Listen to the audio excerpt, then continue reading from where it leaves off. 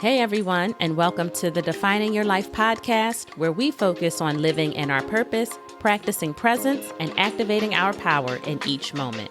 I'm Marsharelle, your resident pep talk provider, and I invite you to join me as we continue to learn, lift each other up, and strive to level up together.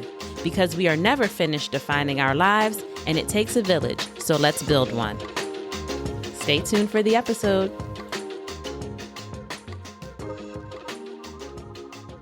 Hey everyone, how are y'all doing?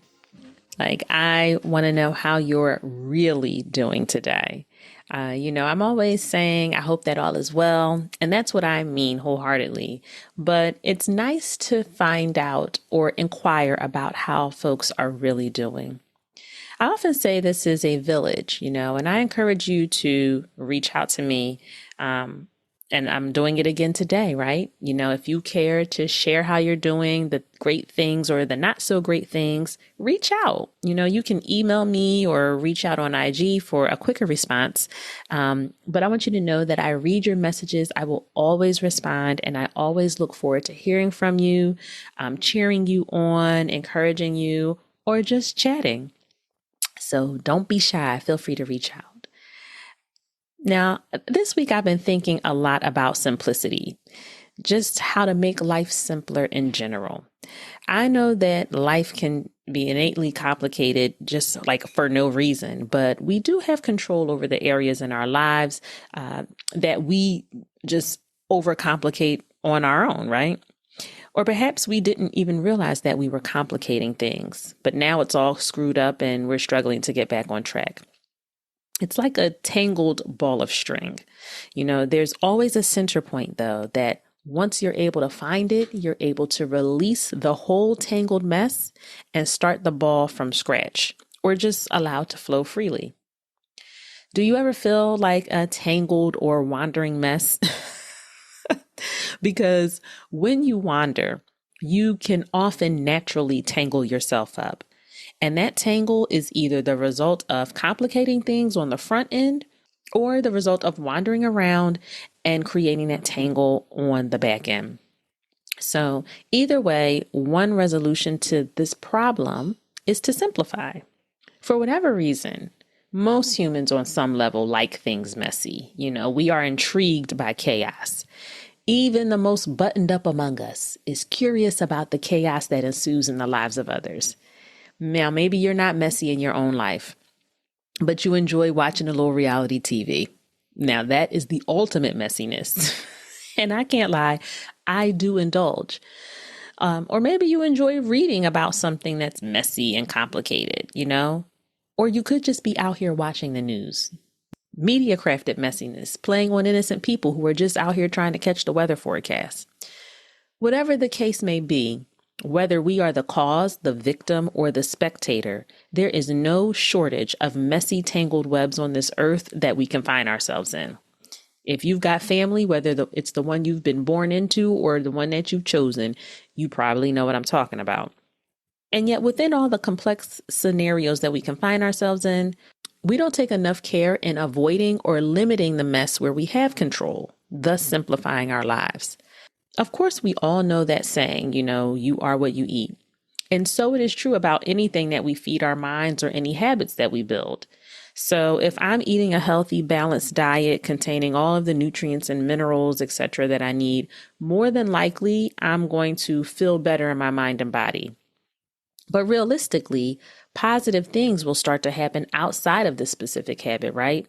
Because you were able to practice the art of habit building and now you can implement it elsewhere. And you know that you have the ability to be disciplined, right? Now that you've been able to practice this habit. And so that brings about confidence. And then you see the positive results from all your hard work, and that brings you joy and it motivates you and you're encouraged to keep going.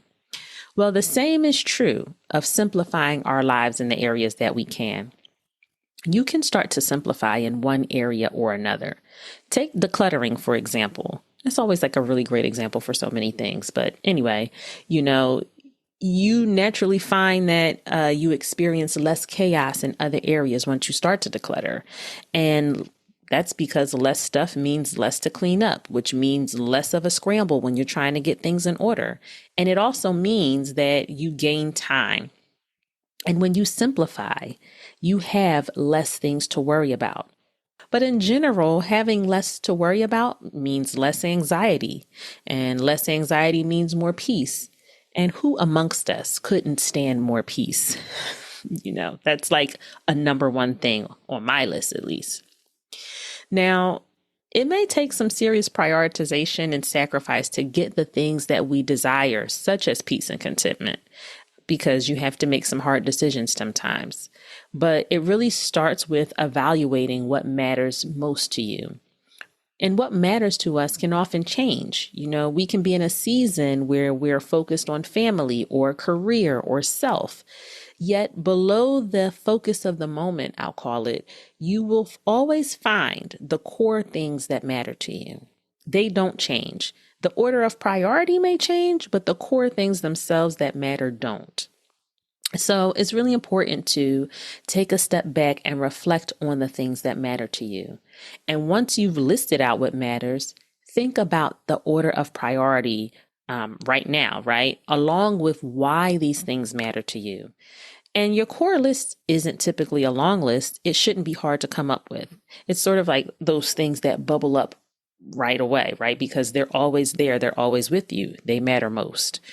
And so what may be a bit more challenging than coming up with that core list is shedding some of the other stuff that doesn't align with the core list. Those are the things that cause chaos, right? Even if some of those things aren't bad, they could actually be really good.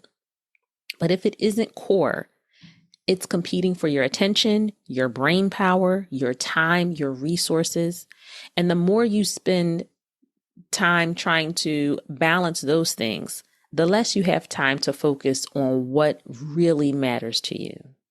Stretching beyond your capacity, trying to meet those obligations, even if you've set them for yourself, that's adding chaos, right? It's you chasing your tail with no tangible result or outcome in sight and no relief, most of all. So consider shedding so that you can simplify. You should be treating your life like a niche. It's your specialty. But when we are out here trying to wear too many hats, trying to be expert of many and master of none, the only thing we become an expert at is not living the defined lives that we desire. Is that what you want for your own life? Balancing a million hats atop your head, never able to reach the one that goes perfect with the outfit of the day because you just can't get to it?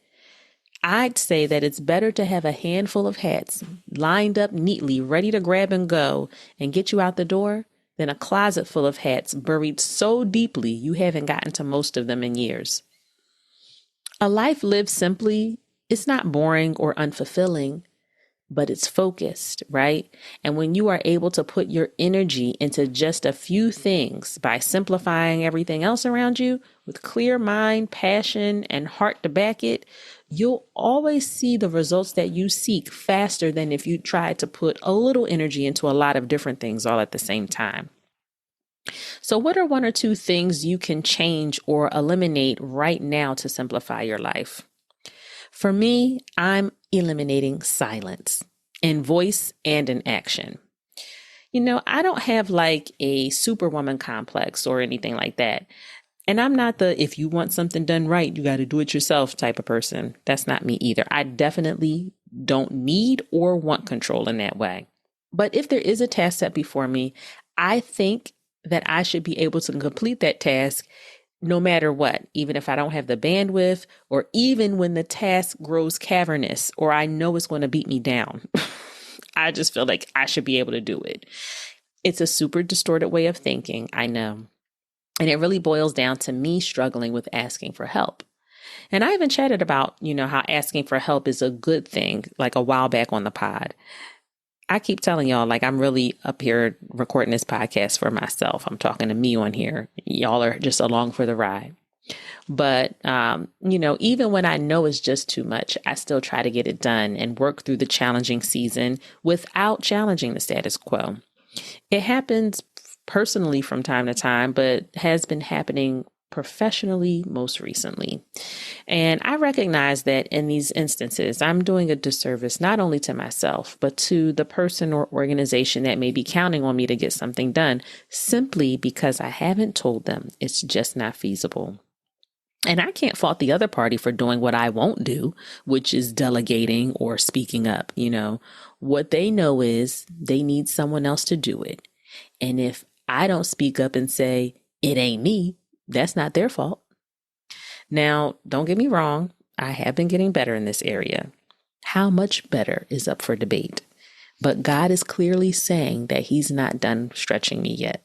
He said, you took one step, but you need to take 3, boo. So get to it. And so like me, maybe you have to be okay with putting something down, walking away, delegating, or speaking up. In other words, simplifying, uncomplicating things, using wisdom and resources to make better decisions, reclaiming your time to define your life, right? If you make it plain for people, they will get it, whether they like it or not. And shout out to my other half for reminding me that doing any of those things, stepping away or putting something down, it doesn't make me a slouch and it doesn't make me weak. In fact, stepping back allows me to see myself again when it may seem I'm getting lost in someone else's sauce. I mean, it really just doesn't make any sense to be out here challenging our strength and pushing ourselves beyond our limits for anything that isn't on the short list of core things that matter. So what do you need to put down, walk away from, or delegate in your life so that you can simply see yourself again without having to sift through a bunch of muck and mire or chaos in order to do it? I'll leave you with a quote from Leonardo da Vinci today. Simplicity is the ultimate sophistication. Thanks so much for listening today. If what you have been hearing has been beneficial, remember, leave those reviews and like, rate, and share the pod. I can't wait to chat with you all again soon. Take care until then.